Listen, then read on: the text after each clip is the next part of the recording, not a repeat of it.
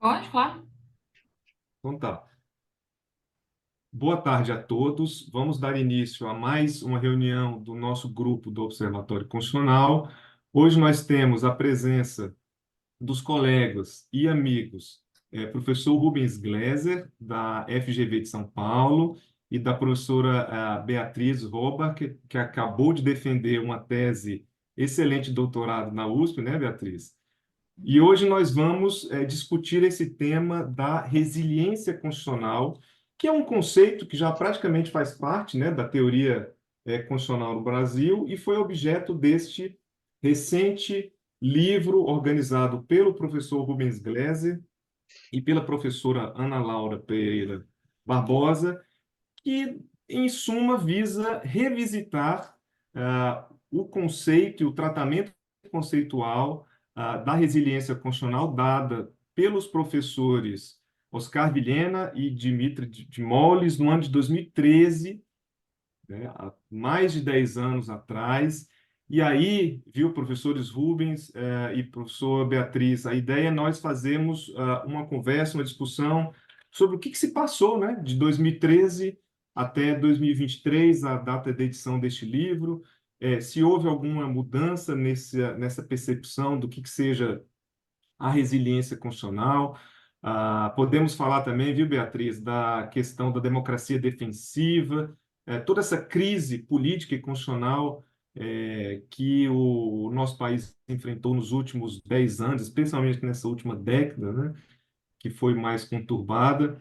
Então, eu espero que nós tenhamos aí uma hora de um profícuo diálogo, de um profícuo intercâmbio acadêmico com os professores Rubens Gleiser e Beatriz Holland. Eu queria começar com o professor Rubens Gleiser. Ele perguntar, viu, professor, qual foi a ideia de fazer esse livro? Como é que você organizou isso? E se você pudesse falar um pouco também sobre o próprio conceito de resiliência constitucional. Eu, após ler o livro, vi que você tem uma visão crítica, né, da resiliência constitucional. Então, acho que seria importante a gente começar falando da ideia do livro, do que ele traz, quais são as percepções aí que ele tem evocado. Seja muito bem-vindo, professor. Perfeito. Bom, então agradeço demais a oportunidade, agradeço o convite, agradeço ao núcleo, professora André, professora Beatriz. Estou ansioso aqui para essa interlocução. E acho que, em primeiro lugar, em 2013, quando foi publicado o argumento original, a tese original da resiliência constitucional, eu era um recém-mestre, né? Participei também da equipe que fez a pesquisa, os dados, né? E na época, acho que o professor Oscar estava muito, né, e foi publicado em 2013, então ela foi pesquisada, articulada ao longo de 2011 e 12, né? E naquele momento fala, puxa vida, né? Nós tivemos uma Constituição que conseguiu, apesar dos pesares, fazer o país, né? Então ali o diagnóstico em 2012 era passa por impeachment, passa pela criação da reeleição, passa, né, o impeachment do Collor na ocasião, passa pelos o que eram então os extremos polos da política brasileira, que era o PT e o PSDB, então você passa, o Fernando Henrique Cardoso passa a faixa para o governo Lula 1, sem problema, sem ruptura democrática. E, ao mesmo tempo, você consegue, de 88 até 2012, ter um incremento das condições de vida, você tem um sistema... Então, a Constituição consegue passar por todos os abalos políticos, continuar sendo um centro relevante de normatividade e de produzir efeitos importantes para a sociedade como um todo. Então, ela era eficiente ou funcional como reguladora do ambiente político e na produção e proteção de direitos, apesar de tudo, toda a instabilidade que a gente viveu entre 88 e 2012. Assim que é publicada a tese, começam as jornadas de junho de 2013, e aí a gente tem uma década, ah, né? Quando foi feito o livro, uma década, né? Continuamos, acho, né? Numa profunda instabilidade política. A gente fala crise, Professor, tem gente que desculpa. crise tem que ser um soluço, claro. desculpa lhe interromper, só, mas esse ponto é importante. O livro, ele é publicado, então, antes do junho de 2013, não é isso? Não se tinha a A menor ideia resiliência, então, do que não, o, tanto que os revisores, né, estavam dando parecer para ser publicada a tese, estavam falando, não, não tem que publicar esse livro, tá todo errado, olha aí. Deu tudo errado. Eu, não, exatamente, veja que coisa, publica. né? Né? Então começa 2013, ninguém tinha a menor ideia, a gente não tinha a menor ideia, e na época deu um frio na barriga também, a gente fala, puxa vida, acabamos de elogiar a Constituição, ela vai cair, e, e ela é o tempo todo questionada, sempre aparece na mesa a Constituição inimiga, a ideia da reforma da Constituição, uma nova Constituinte, uma mini Constituinte, e nunca isso prospera. Né? Então, de um certo modo, esse longo período que nós enfrentamos também de 2013 a 22, 23, vamos colocar, tem a instabilidade política da Lava Jato, de um segundo impeachment, né, a destruturação do corpo político, a multiplicação de partidos políticos, a polarização da política, a crise econômica, né, então uma longuíssima crise econômica que fragiliza vários daqueles ganhos, especialmente para a população mais vulnerável, e vários problemas que a gente não resolve ao longo desse tempo. Fala o seguinte, olha, a gente ainda tem um problema, mas dá para dizer, olha, passamos por tentativas de golpe de Estado, tem oito, né? E aliás, esse livro ele é publicado a quente, né? O último texto é escrito acaba de acontecer o 8 de janeiro. Assim. A maioria, 90% foi escrito antes do 8 de janeiro, antes das eleições. Então a gente não sabia nem qual ia ser o resultado das eleições. E um ou dois conseguiram ser feitos assim que teve os atos e fazer um acréscimo. Então, nas duas condições, foi escrita a tese com muita incerteza. Mas a ideia, o professor Oscar considera que passamos por esse período e a Constituição está aí, não só vigente, mas conseguir impor algum tipo de limite em torno para evitar que os conflitos políticos extravasem em violência física, né? Em que o golpe de Estado efetivamente ocorra e por aí vai. Passado esse período, né, mas a ideia do livro é dizer o seguinte, olha, tá bom, a Constituição chega aos trancos e barrancos do outro lado, mas aí a gente começa a ter uma série de dúvidas. Uma função da Constituição é limitar a política. Será que ela está sobrevivendo? Quer dizer que ela é resiliente? Será que no que era importante para ela dar contornos à política, de garantir direitos, foi fragilizado e permaneceu o que viabilizava algum tipo de esquema político? Será que resiliente é a política? E a Constituição aí ficou servindo mais ou menos como uma regra falsa de aparências? Então, a partir de uma série de questões que foram se acumulando pelo longo período de crises políticas, eu e Ana Laura somos amigos e colegas de trabalho aí de longa data, falando, poxa, a gente precisa analisar esse argumento que tem um impacto e a gente precisa organizar um livro que tenha também saia do eixo Rio-São Paulo. Era uma coisa muito importante para nós. Então, normalmente os livros coletivos são feitos com os colegas, né? Se eu estiver falando demais, por favor, me interrompa, mas as perguntas foram Não, fica à grandes. vontade, professor, fica à vontade. São feitos entre colegas e amigos e tudo bem.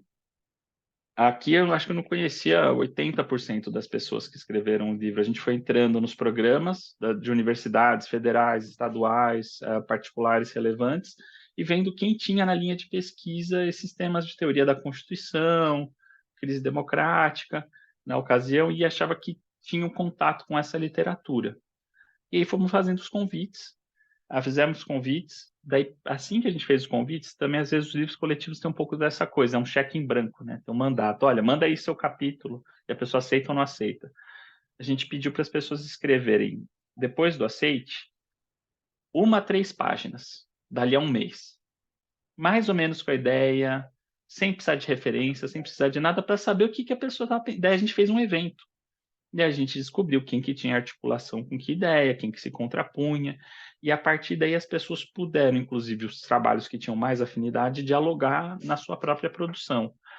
Então, esse livro, eu gosto que ele tem uma característica efetiva de livro coletivo mesmo, das pessoas se disporem a debater uma ideia e estarem ali pelo debate que fizeram. Não conseguimos sim. convidar todo mundo, não conseguimos identificar todos os interlocutores relevantes, mas, enfim, esse livro tenta imaginar assim, a quente, no meio da crise, se a Constituição é relevante ou não, se nós estamos sendo ingênuos, ah, dando, adorando uma Constituição, ou se não, na verdade é isso, ela está fazendo um bom trabalho, fez um bom trabalho e é um bom modelo e que conseguiu nos ajudar nesse período de extrema turbulência política e econômica e social.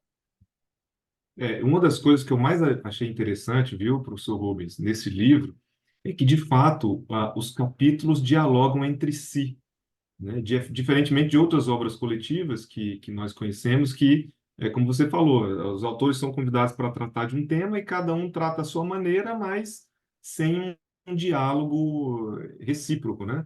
Neste livro, não. Os textos estão, de alguma forma, conectados, né?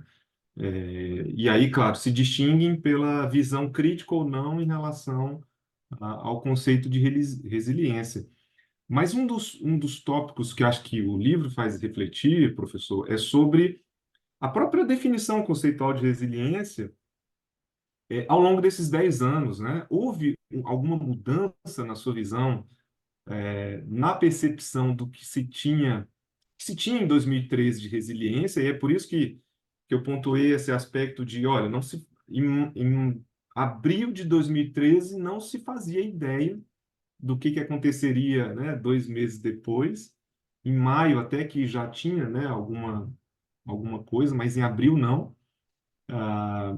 E hoje, o conceito de resiliência constitucional ele é muito mais, digamos assim, difundido até na academia de direito constitucional, né, no Brasil, pelo que nós vivemos nos últimos 10 anos. Então, acho que seria importante a gente lhe escutar um pouco sobre essas mudanças que aconteceram em termos, inclusive, de teoria constitucional no Brasil, que de fato houve, né, toda uma renovação aí dessas, dessas reflexões críticas, né, sobre esse conceito. Olha, eu não sei nem se você vai ter uma resposta muito melhor do que eu, se a professora Beatriz vai ter. Pela pergunta, vocês têm todo um debate interessante sobre isso que talvez eu não esteja a par.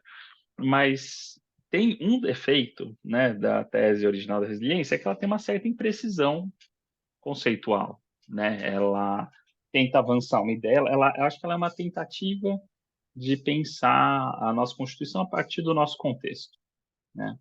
E nessa tentativa a gente nunca sabe o que vai para frente e o que não vai. E acho que naquele momento não houve essa preocupação de uma precisão conceitual, mas apresentar essa ideia de que a Constituição, né, a resiliência ela se opõe à ideia tanto de algo que quebra, como que algo que se adapta com facilidade. Ela é um meio termo, né? Então, esse conceito da física de algo resiliente é algo que vai aguentar o tranco e vai manter o seu cerne intacto, né? Ela vai voltar à sua situação, ela não vai se deformar, né? Então, eu acho que a ideia é que a Constituição ela é dotada, o processo constituinte e o desenho institucional da Constituição lhe deu essa capacidade de não ser destruída ou deformada durante esse longo processo de crise. Então, acho que esse é o grande insight, né? E acho que ele tem uma perna importante, que é o processo constituinte,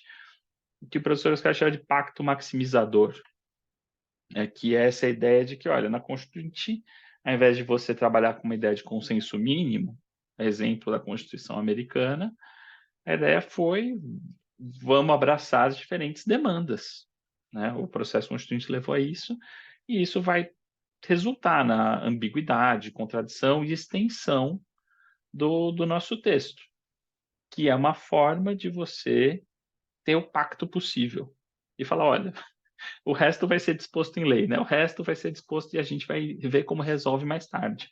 Mas na ausência, então assim, a nossa Constituinte é feita num processo de transição democrática sem um projeto hegemônico. Não tinha um grande grupo que pudesse, e com um processo de abertura social enorme. Então, isso colocou vários processos na Constituição e colocou uma série de desenhos institucionais, né, especialmente fez a democracia mais consensual possível. Eu estou falando consensual usando a terminologia do Liebhardt, né, do Arnold Liebhardt, em Modelos de Democracia, que faz uma contraposição entre democracias majoritárias e consensuais, né, e que pode existir uma escala entre elas. Então, quanto mais o poder central consegue tomar decisões sem negociar, sem pactuar, sem precisar de nenhum outro consenso, mais majoritária ela é, exemplo, parlamentarismo, né? Quanto mais consensual, quer dizer que a instância política precisa passar ou por consenso, ou por negociação, ou por uma série de agentes com poder de veto. A brasileira pontua altíssimo, né? Na ideia de, então, a gente tem presidencialismo, Congresso bicameral, controle de constitucionalidade, Banco Central independente, agora federalismo. Então, você tem várias instâncias onde o presidente quer fazer, ele não consegue. Tanto que a ideia fala assim: olha, o presidente quer transformar o país numa sociedade militar, não vai conseguir. Quer fazer uma fantasia comunista, impossível, para o bem E nem nem para o os mal. demais, né? E nem os demais atores também tampouco vão conseguir de forma Não. hegemônica, né? Acho que isso aí é um ponto, é uma característica chave, né, da E cuja Constituição. contrapartida é ninguém ficar satisfeito. E acho que Exatamente. isso é importante para o nosso debate. Todo mundo fica frustrado com o nosso projeto político, porque ele é estável, ele é centrista, e daí ninguém ganhou. Ninguém leva tudo. Todo mundo fica muito bravo e ressentido. Sim. Mas no livro, professor Rubens, você fala também e inclusive é uma reflexão crítica que você faz em torno do conceito de resiliência, porque, na sua visão, ele dependeria da constante lealdade dos atores políticos. E praticamente todos esses atores políticos, que, como você falou, nunca estão completamente satisfeitos e não são hegemônicos, né? Não há nenhuma força hegemônica no contexto político, né? Entre as forças políticas. Acho que seria importante a gente escutar um pouco mais sobre a lealdade constitucional, que não Tá? deixa de ser também uma outra noção importante ao lado de resiliência constitucional, até porque o próprio título do livro é esse, né? Resiliência e deslealdade Sim. constitucional. Acho que a discussão sobre lealdade e deslealdade é dizer o seguinte: bom,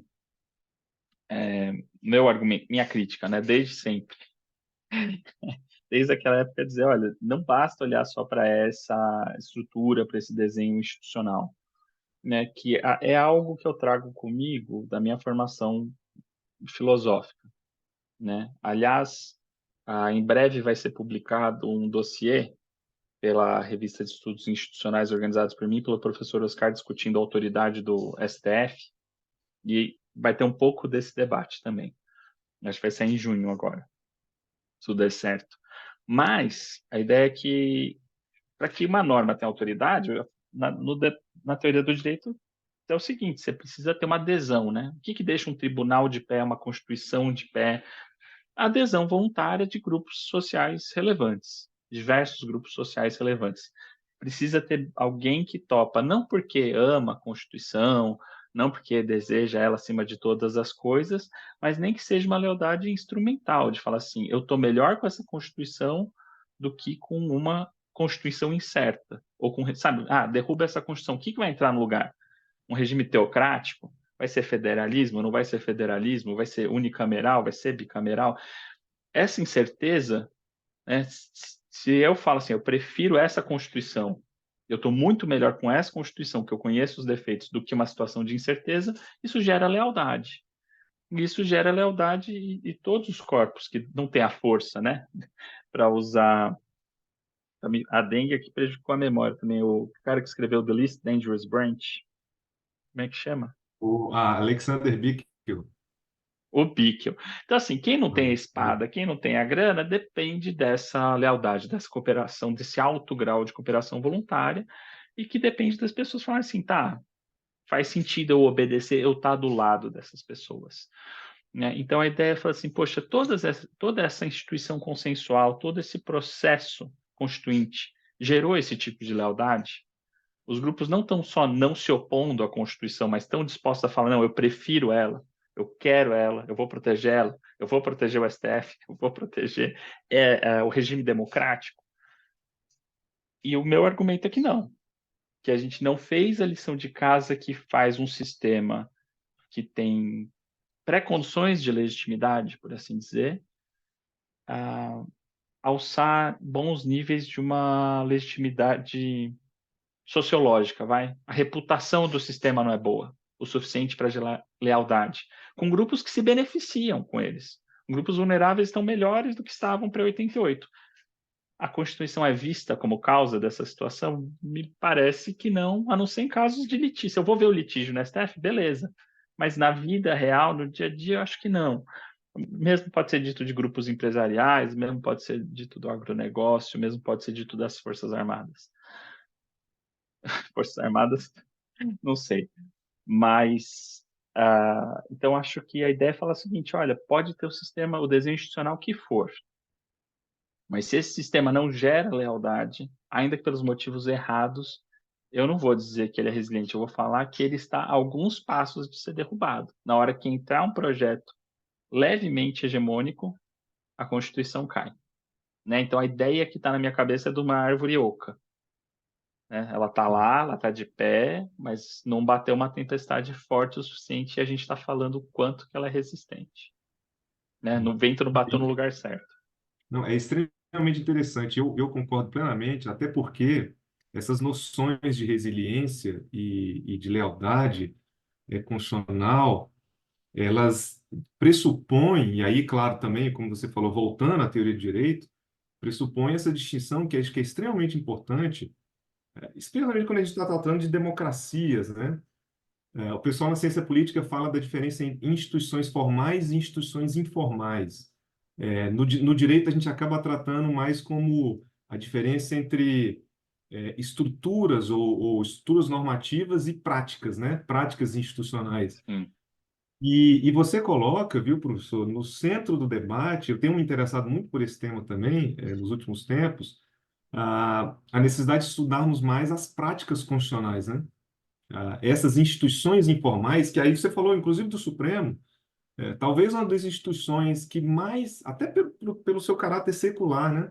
Uma das instituições no Brasil que mais estão construídas com uma base de práticas institucionais, instituições informais que foram construídas, foram moldadas ao longo de mais de 100 anos, a gente precisa analisar mais isso, né? Não são só normas, não são só estruturas, não são só desenhos institucionais que fazem a sustentação nem de uma democracia e nem dos órgãos constitucionais, como no caso do Supremo, mas as práticas que são, ao longo do tempo, desenvolvidas.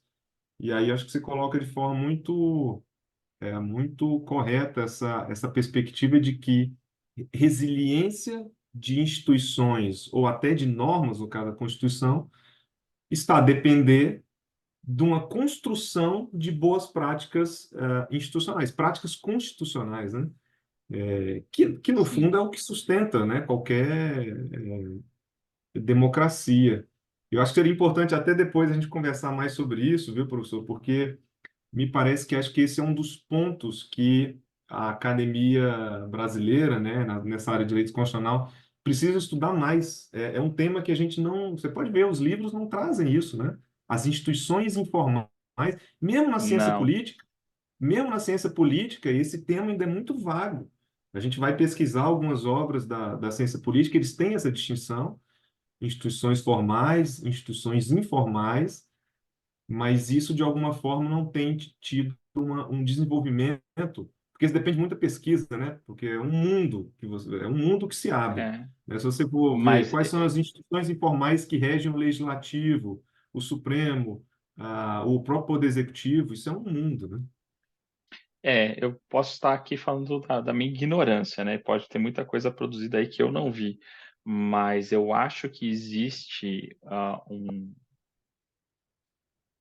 uma ideia, vai, no direito, e certamente no direito constitucional, de preferir muito mais a teoria do que todas as outras ciências sociais aplicáveis ao campo. Então, não se faz uma sociologia da Constituição, né? Acho que Sim, se faz pouco, né? E mesmo assim se faz num nível de abstração teórica, né? Então, assim, como funcionam os gabinetes dos ministros do exato. STF? Que, assim, é uma instituição central da organização política do país. São os gabinetes, que hoje são, e a Beatriz pode me corrigir, a professora Beatriz pode me corrigir, cada um é uma microempresa, é um mundo, né? A capacidade de gestão, de organização, de fluxo de informações, né? Então, assim, não são 11 ilhas, são, sei lá, 600, né? Então, como que isso se organiza? A gente tem, eu não vi nenhuma pesquisa sobre isso. E pode ser que você fale, não, tem uma, tem duas. Como que a gente não tem livros e mais livros, né? E a gente não, como a gente é um pouco fechado, isso, quem que tem o equipamento para fazer isso? O pessoal da antropologia, o pessoal da sociologia descritiva, das instituições, né?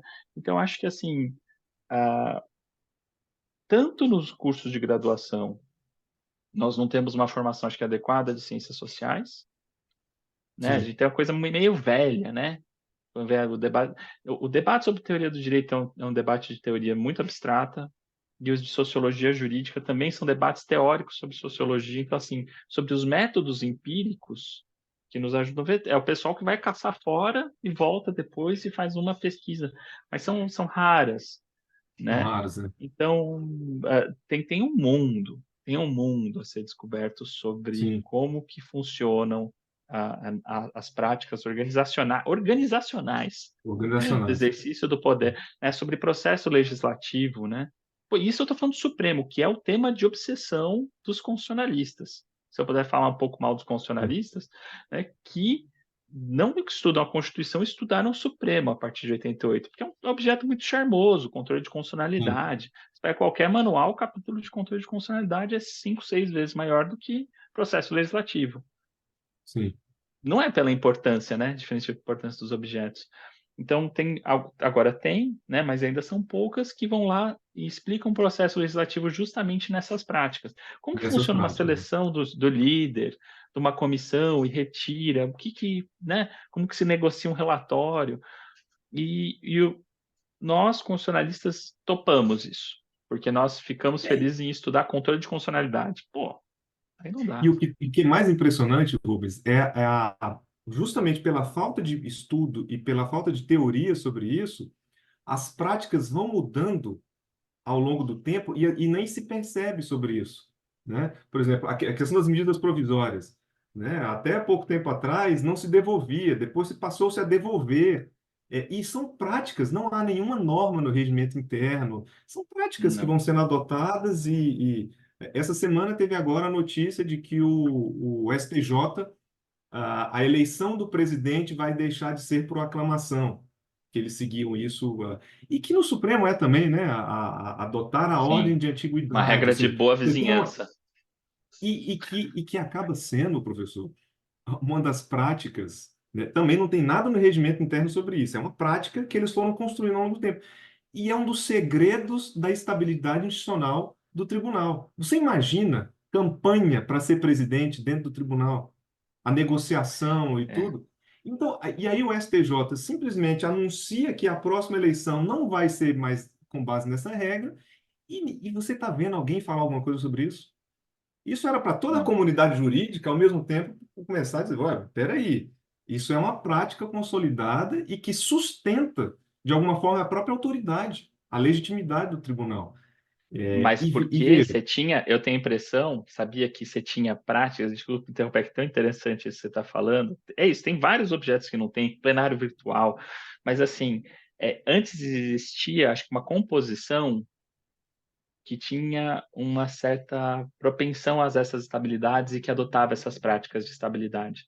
O Supremo tem uma data de encontro marcado com essa questão aí, porque exatamente. você tem agora ministros que têm um fator de tensão grande. Antes você tinha só o ministro Marco Aurélio, né, que gerava um certo Foi rebuliço. bom você ter falado sobre isso, Rubens, porque Agora naquele livro mudou.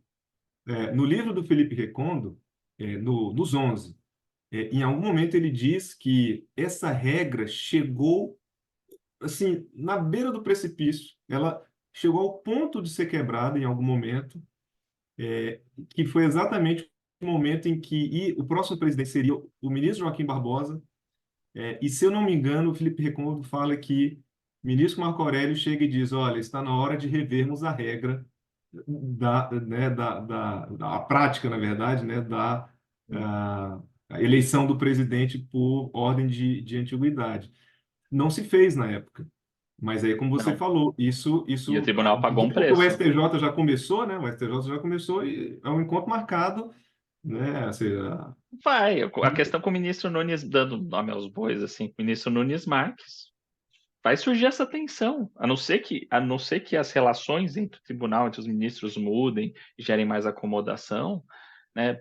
Para lidar com o ministro Marco Aurélio foi criado todo tipo de exceção, né? Com o ministro Nunes Marques já foram criados alguns tipos de exceção, né? Eles já mudaram as práticas. As práticas de cordialidade estão sendo deixadas ao lado. E uma delas que pode cair é isso. E a gente não tem nenhum mecanismo acadêmico de exato. De crítica, observação desse processo, de observação, de descrever, cara. descrever. Gente, Primeiro, exatamente. Primeiro descrever, inclusive para depois fazer toda a questão do constrangimento acadêmico, né? Dizer assim, olha, vocês é estão isso. fazendo isso, vocês mudarem, vocês estão. Mas acho que é É isso. isso. É bom ou é Isso é um ruim? Não tópico para temos. a gente precisa discutir mais sobre isso. Mas agora eu queria também conversar com a professora Beatriz Robach, né, sobre a tese de doutorado dela sobre autopreservação democrática, que acho que é um dos temas também mais importantes, e também não tinha muito tratamento, pelo menos tratamento robusto, né, na teoria constitucional no Brasil. Acho que, inclusive, a tese da Beatriz vem a preencher muito essa lacuna, esse espaço. Beatriz, o que que você pode ir nos dizer da sua tese, sobre esse tema extremamente importante, hoje no Brasil? Bom, em primeiro lugar, boa tarde, muito obrigada pelo convite, professor André. É uma honra estar aqui no Observatório. Eu que estou desde o começo, praticamente há muitos anos. É uma honra poder participar desse grupo de pesquisa. Também o professor Rubens, boa tarde, aos demais integrantes do grupo que estão aqui também.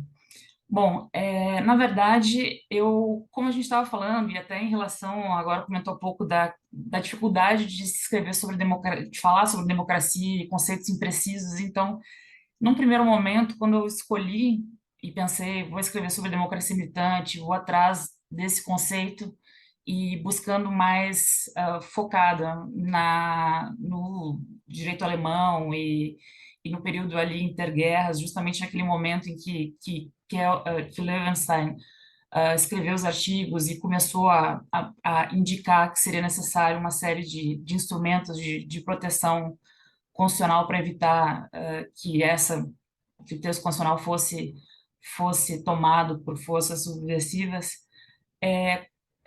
Foi justamente esse problema é algo extremamente complexo, que é difícil, impreciso, e até quais são os limites. Até estudando, não querendo me alongar muito, mas até estudando e buscando as teorias modernas no exterior também sobre democracia militante, e que, na verdade, todos os nomes decorrentes de democracia militante, né? Eu uso democracia militante porque eu preferi usar para me referir expressamente ao Militant Democracy, que é como o Levenstein escreve em inglês, ele publica a primeira vez em inglês, mas claro que depois tem uma série de autores que desenvolvem, e até no mesmo período, conceitos semelhantes, com algumas críticas, e aí tem vários outros nomes, mas eu utilizo esse tema principal, esse nome principal. Então, eu busquei do que foi discutido nesse período, e aí fazendo um link um pouco já com a questão, seria um momento prévio a toda essa nossa discussão também sobre resiliência. É muito indicado, por exemplo, no doutrina alemã, que a ideia de democracia militante é muito ligada ao direito transicional, é aquela ideia de todos os anseios dos povos colocado do povo, né, colocado no próximo texto constitucional para evitar que barbáries e momentos que não querem que sejam repetidos sejam evitados. Então, aí também teria uma certa semelhança, e daí vem toda a ideia também de cláusulas pétreas, que também é um ponto indicado nos próprios, quando se fala em resiliência constitucional, e outros fatores de proteção, mais do que aquela clássica lá de trás, separação dos poderes. É como se nesse período do entreguerras ficou claro que só os mecanismos clássicos de defesa democrática não seriam suficientes se alguns outros mecanismos seriam necessários.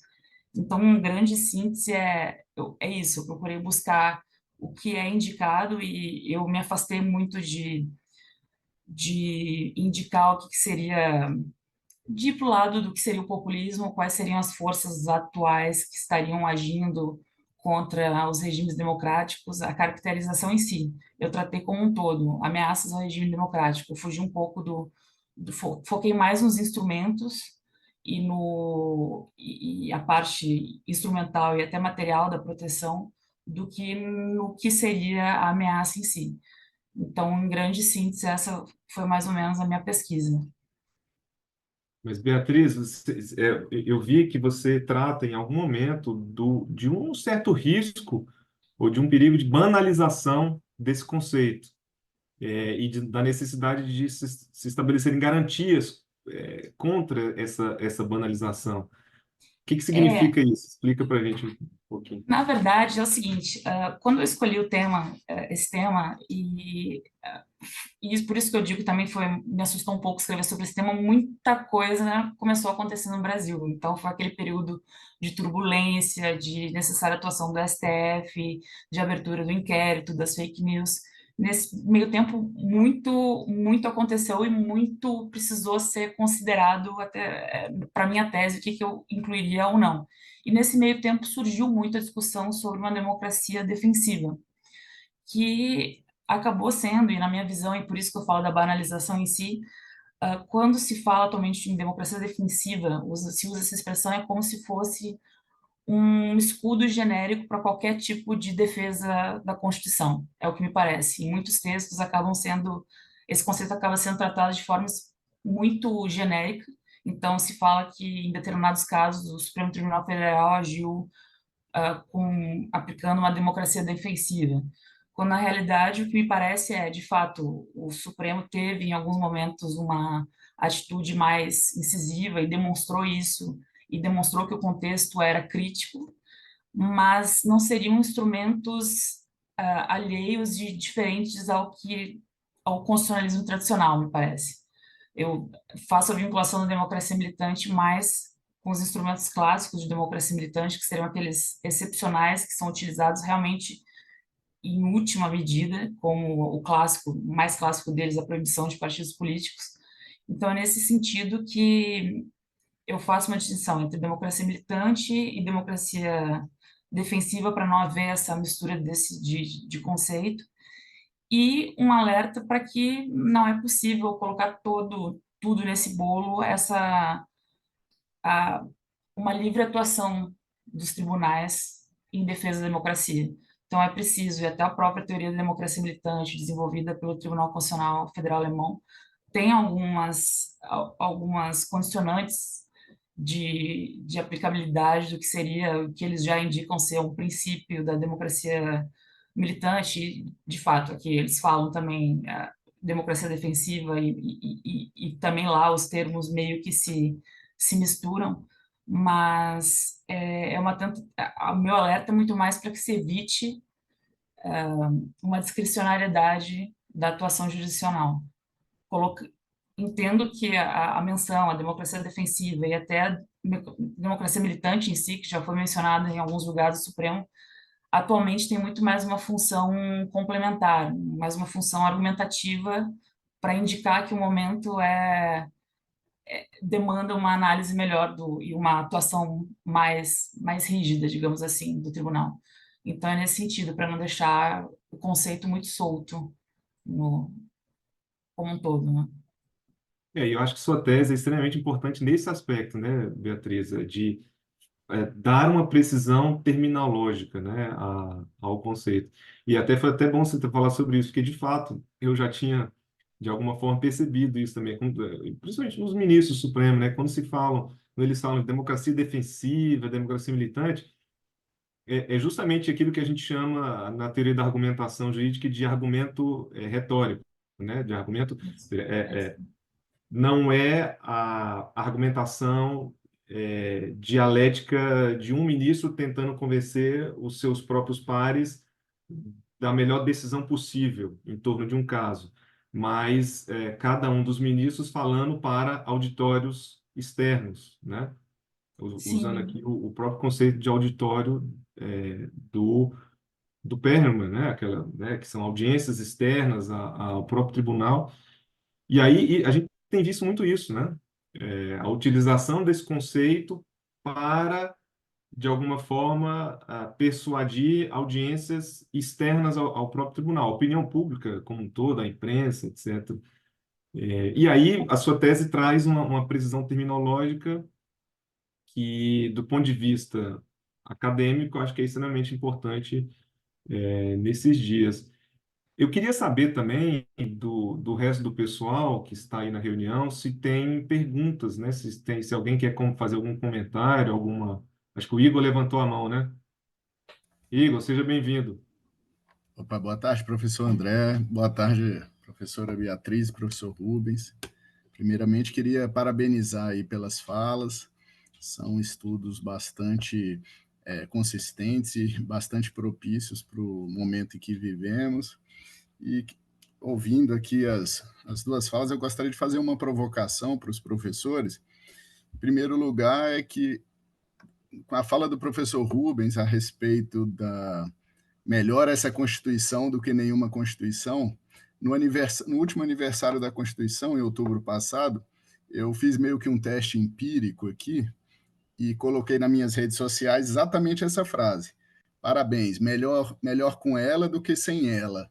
A chuva de críticas e ironias que eu recebi nas redes sociais foi grande. Então, assim, realmente isso aí é uma posição que nem sempre é considerada ou avaliada como o que a academia faz, né? E aí eu aproveito o gancho disso para ouvir do professor Rubens e também da professora Beatriz, claro, evidente, como ele vê o impacto das redes sociais no poder das práticas informais, como foi levantado aqui. E aí a questão que eu coloco é: será que o lado pragmático e prático das práticas informais não são eles mais conhecidos desse público das redes sociais e como do que as próprias formalidades e teorias constitucionais, e talvez isso cause uma desagregação e até essas impressões equivocadas, e até que ponto as práticas informais levadas pelas redes sociais não estão contribuindo para a própria instabilidade do sistema e atuando de forma até a atender alguns grupos que eventualmente preferiam essa estabilidade, principalmente em momentos em que seus interesses estão sendo eventualmente julgados, até para desacreditar aquele julgamento. E aí a resposta de alguns julgadores, também pelas redes sociais, alimenta esse debate informal e acaba que a parte teórica fica afastada da mesa de discussão. Era isso que eu queria ouvir aí dos professores. Muito obrigado.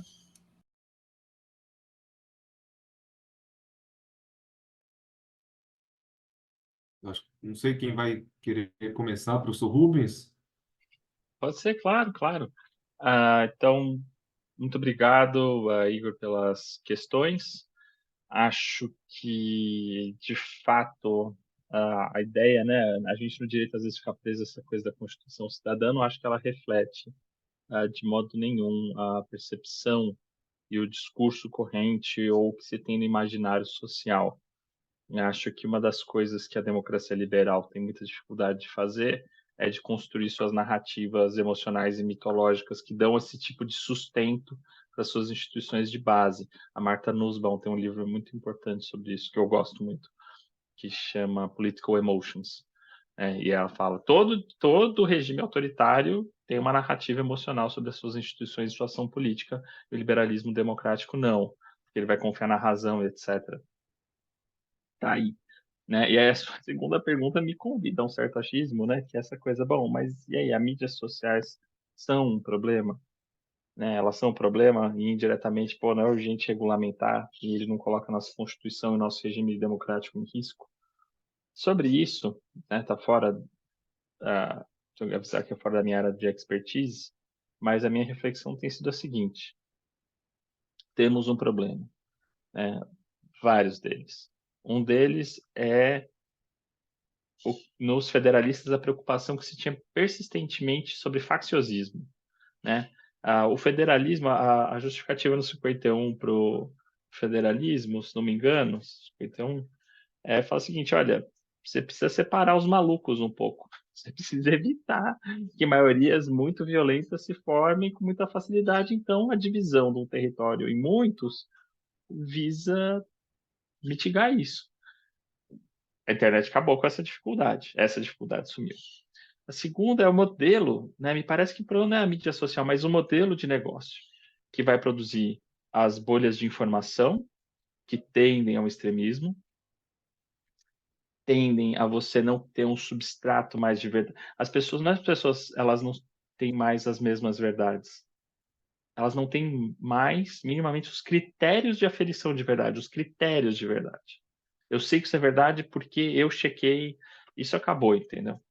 Então, isso é um problema, isso é uma parte importante de uma relação comunal, e o modelo de negócio que é de engajamento, e o engajamento é movido por, que se dizia no debate clássico, pelas paixões violentas, né? Se eu usar o Hume aqui.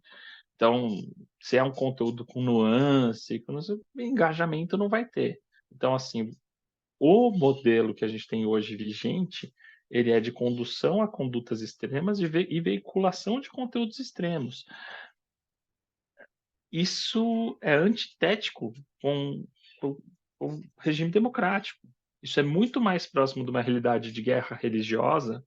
As condições de guerra religiosa eram essas, do que você precisa ter uma certa empatia, e fora que você tem também a mídia social, ela dá um valor exponencial para o que o Charles Taylor chama, né, da era da autenticidade. Estou estendendo demais aqui, não quero tirar o tempo da Beatriz, mas eu acho que a gente tem um problemão com esse modelo de negócio das mídias sociais. Ela pega todas as nossas fragilidades. Então, assim, democracia é um milagre. Constituição é um milagre histórico, quase um acidente histórico, me desculpa, não sei como a gente conseguiu isso.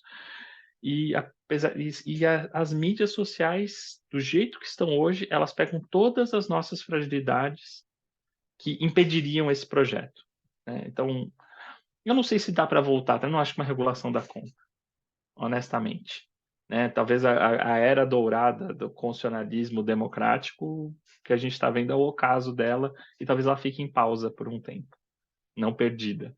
Mas, assim, é um problemão, é um problemaço.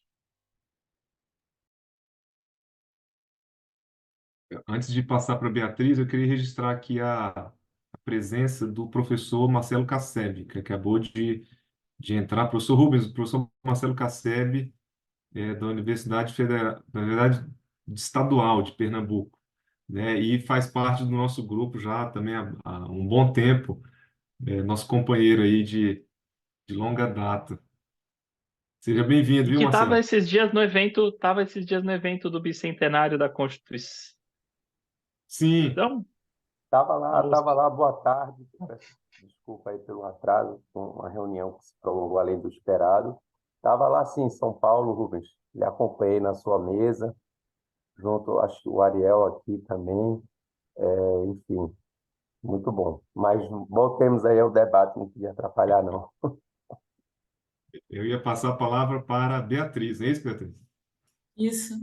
Não, é super rápido, em complementação, concordo com tudo que o professor Rubens falou, e trazendo um pouco, então, da minha tese, a ideia de que essa questão das fake news já estava presente já nos textos que eu estudei, e novamente trazendo para o tema da minha tese. Em 1937, isso já era apontado por Levenstein como um problema. Era dito, nunca na história da humanidade as informações chegaram de forma tão rápida Nunca se teve tanto acesso a notícias falsas, a propagação de notícias falsas, e como isso era necessário que os países tivessem leis e lutassem contra isso. Claro que, em certa medida, é mais ou menos o mesmo problema, só que de uma dimensão muito maior, e também indicando o fato de que gera uma confusão e uma desinformação pelo próprio conceito do que seria o regime democrático, né? Que também é a ideia da necessidade de que se tenha uma educação, e daí vem também a ideia de que as próprias instituições, atualmente, nos últimos anos, começaram uma campanha muito forte de indicar quais são os princípios essenciais da importância de buscar fontes confiáveis. Então, é realmente um problema que está todo cíclico, mas que no momento se apresenta de uma forma bem mais trágica, digamos assim, né? Então, mas concordo com todas as observações do professor Rubens em relação à regulamentação e às dificuldades. Bom, eu não sei se o Lucas ou o Ariel, alguém também gostaria de fazer algum comentário, O, o Luciano o- também está aí, né? eu queria fazer um questionamento, porque esse tema eu acho que está muito em voga e eu peço até desculpa por não estar com o vídeo desligado, porque eu estou com a internet um pouco ruim aqui. Vocês estão me ouvindo bem? Sim, estamos escutando. O que que acontece?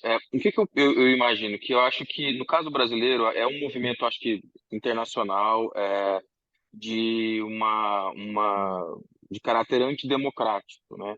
Mas no Brasil, eu acho que tem algumas características muito específicas.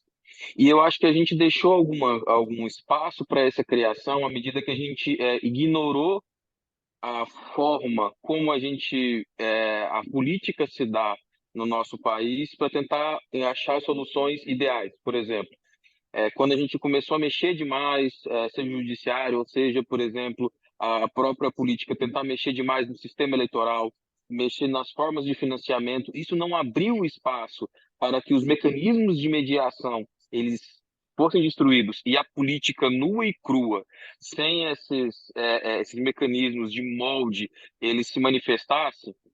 Será que talvez a gente não tenha também criado um ambiente que, para o Brasil, permitisse que isso se desse de forma mais fácil? Bom, quem gostaria de começar? O professor Rubens, Beatriz? Não sei se a Beatriz quer começar, porque eu comecei a outra. Posso? Então, Ariel, né, que no meu tá aparecendo embaixo, não estou conseguindo ver. É difícil, porque você vê, nós tivemos uma série de mudanças, né, no desenho institucional. Aí você está falando das regras eleitorais de financiamento, que parece ser uma das mudanças que ah, modificaram completamente a relação entre executivo e legislativo. Mas que, no caso, deixaram o executivo um pouco mais fragilizado em relação ao legislativo, né? Os partidos ganharam muita autonomia política. Eu não consigo. Então, assim, né, antes o presidente podia cobrar um grupo de interesse que era um grande doador de um partido para falar, pô, enquadra esse pessoal, o que está acontecendo aqui, né? Os partidos passaram a responder por si só e ganhar muita autonomia na distribuição do recurso. Em que medida isso facilita um golpe? Não sei dizer. Eu acho que tem muitas variáveis, mas não, eu não consigo fazer uma análise assim de larga escala. Qual mudança poderia ter criado que tipo de incentivo? Não sei se a Beatriz decompôs isso na tese.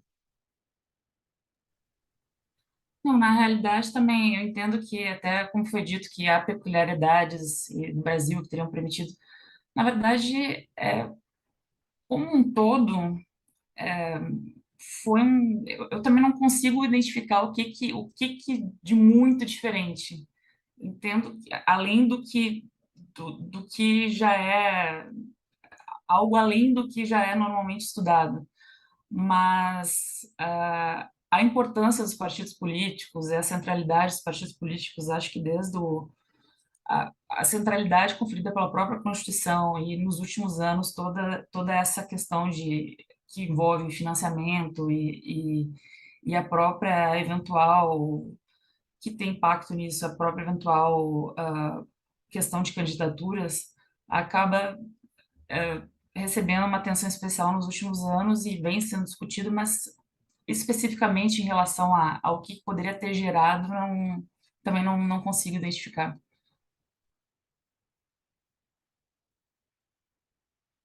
Muito bom. Lucas, quer fazer algum comentário, ou Luciano? Eu gostaria de fazer uma pergunta, professor. Obrigado. Uma não, na verdade, dois apontamentos. O segundo é mais uma pergunta também. Primeiro, agradecer a oportunidade, professor Rubens, professora Beatriz. Beatriz, eu a reconheço porque eu estagiei no gabinete do ministro Gilmar Uhum. há um bom tempo atrás. Então, muito bom revê-la. Primeiro, eu tinha tomado nota aqui. Curiosamente, a primeira edição aí do livro foi escrita antes ali das jornadas de junho, né, de 2013, pelo que eu bem entendi. E a segunda foi escrita logo antes do 8 de janeiro. Então, são duas situações muito específicas que, a meu ver, dizem muito sobre o processo político e o processo constitucional do Brasil, né? E de como tudo no Brasil é muito, eu não sei se a palavra é inovador, né? Mas é de um campo riquíssimo para a gente que faz análise e se debruça sobre o direito constitucional brasileiro, né? Tudo é muito peculiar, a verdade é essa. E isso me chamou muita atenção. E aí me veio à mente se o que isso efetivamente quer dizer para vocês, né? A gente discutiu aqui sobre crises democráticas e tudo mais, mas se efetivamente esse limiar aí não simplesmente demonstra de que a gente tem sérios problemas com questões de estabilidade política e estabilidades jurídicas também, né? A minha segunda pergunta, a gente falou aqui, o professor Rubens especificamente falou sobre práticas organizacionais do judiciário. E eu achei isso muito interessante, porque, particularmente, eu nunca vi e também nunca li efetivamente algo sobre isso. E aí, o meu questionamento é justamente sobre se você teria algum texto específico para indicar sobre isso. Eu acho isso fascinante. Aí, você falou sobre a questão da eleição agora do presidente do STJ, que houve essa alteração, né? E realmente, a gente não senta muito para pensar sobre isso, como funcionam os gabinetes, né? Todo mundo que teve uma passagem pelo Supremo sabe muito bem como funciona essa dinâmica do Supremo. Eu lembro de uma brincadeira que, a época que eu estive por lá, uma brincadeira que acontecia nos corredores, a gente brincava sobre, no gabinete do ministro Marco Aurélio só existe uma mesa, a mesa dele, e ponto final. Então, a gente não sabe muito bem como funciona essas dinâmicas, né? Mas se você tiver algum texto para indicar sobre isso, eu agradeço. Obrigado.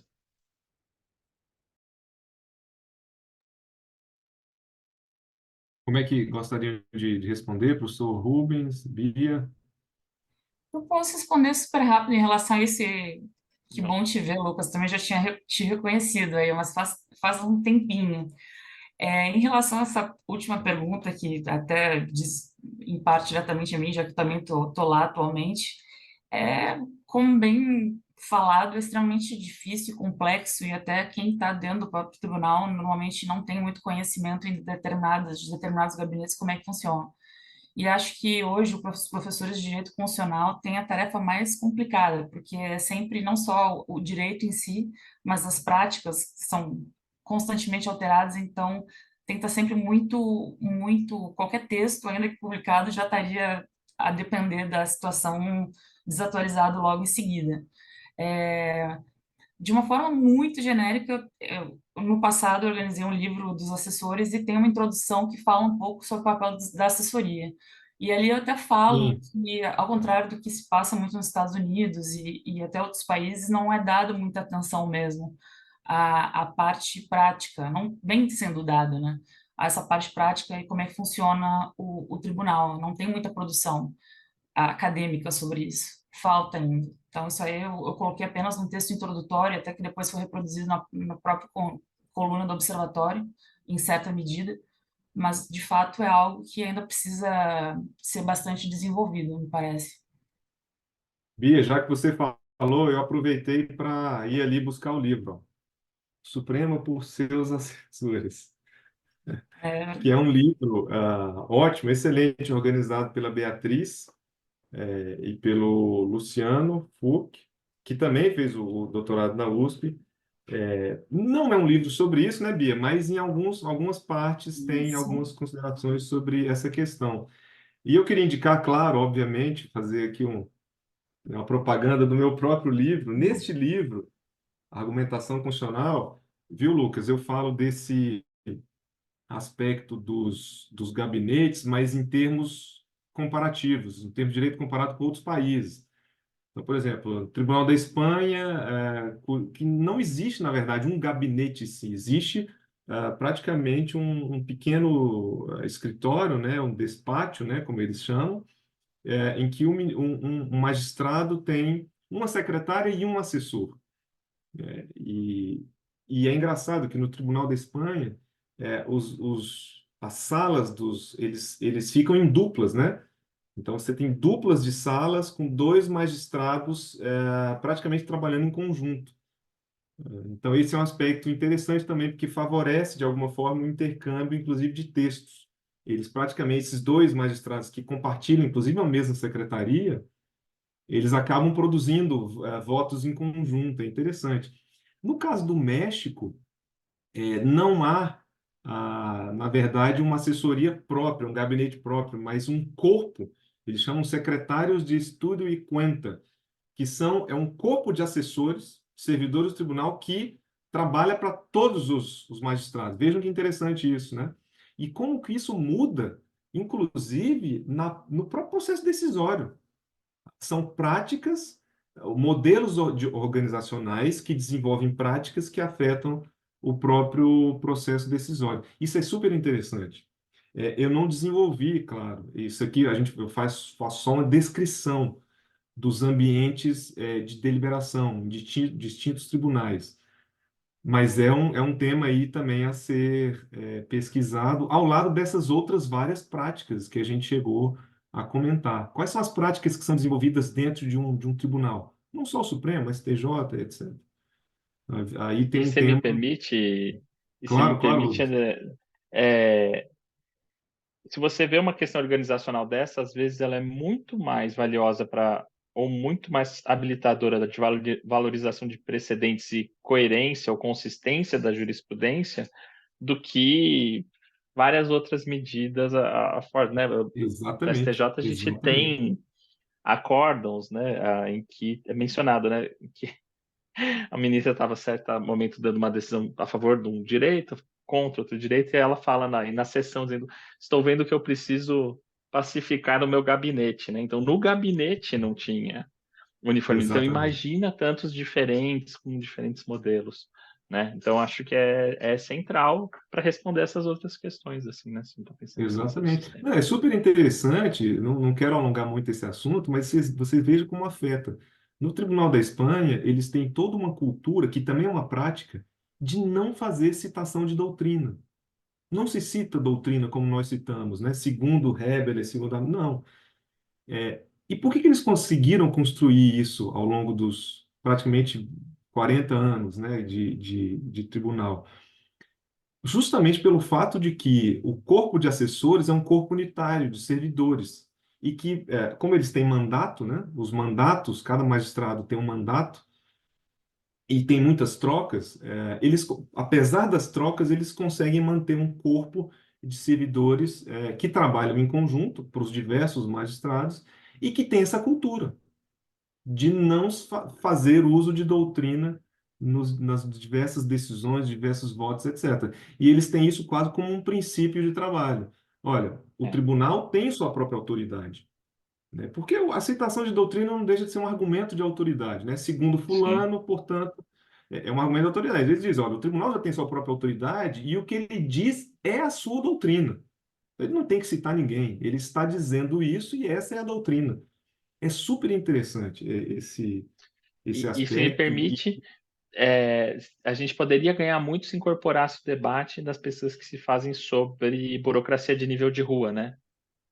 Sobre a Sim, baixa e média burocracia que a administração pública faz, né? Que é isso que você está falando, pô, eu tenho um corpo de servidores permanente, isso muda completamente o jogo, né? exatamente, exatamente. Bom, mas aí seria um tópico para um outro encontro, Sim, né, professor Rubens, professora Beatriz. sim, super. Eu acho que foi ótimo. Claro que a gente poderia se estender mais, mas eu já havia prometido para os nossos convidados que a gente faria uma reunião de mais ou menos 1 hora mesmo, e eu acho que inclusive é o ideal. Isso depois vai ser inserido, né, após a edição, vai ser inserido no YouTube, para quem quiser conferir. Acho que a gente conseguiu produzir aí um bom debate sobre esses temas, que pode ser útil para outras pessoas também. Vamos divulgar depois, né, para mais pessoas poderem assistir e ter conhecimento. Infelizmente, viu, professor Rubens, professor Beatriz, a gente vai precisar encerrar em termos de horário, mas, claro, fica sempre o convite para os nossos encontros, para os nossos debates, as nossas atividades. É, o observatório sempre vai estar, viu, Rubens, Beatriz, de portas abertas para vocês. Beatriz já participa da coluna há muito tempo, né? A coluna que antes era no consultor jurídico, agora está no portal do Jota, né? A gente publica todos os sábados. Então é isso. Eu agradeço mais uma vez a presença, agradeço imensamente a presença, porque de fato a gente sabe que no dia a dia, no cotidiano, é difícil às vezes arrumar um horário numa sexta-tarde para a gente estar aqui fazendo esse debate, mas acho que a gente teve sucesso aí sobre isso, tá? Vou abrir para alguém que queira fazer palavras finais, mas já fica praticamente encerrado o nosso encontro. Queria, por favor, Beatriz. Não. Bom, obrigada, André, pelo convite. E lembrando que o meu artigo foi o primeiro da coluna, pelo que eu sempre Exatamente. menciono. Inaugurou a coluna, lá desde o do início. Em Foi muito bom 2000 estar e ao longo. 2012, né, Bia? O observatório foi essencial e participou aí da minha evolução no direito constitucional. Então, muito obrigada pelo convite. Foi muito bom estar aqui. Gente, só Nós que agradecer agradecemos. demais pela oportunidade. Parabéns também por terem migrado ali pro Jota, né? Acho que foi um golaço do Jota pegar vocês, tem acompanhado também. E para mim é um prazer enorme poder estar aqui num centro de excelência, podendo discutir essas ideias incríveis e teria material para ficar 3 horas falando, mas a vida não dá descanso, né? Então, puxa, agradeço demais, foi muito bom. Excelente, ótimo. Então, boa tarde e bom fim de semana a todos. Abraços.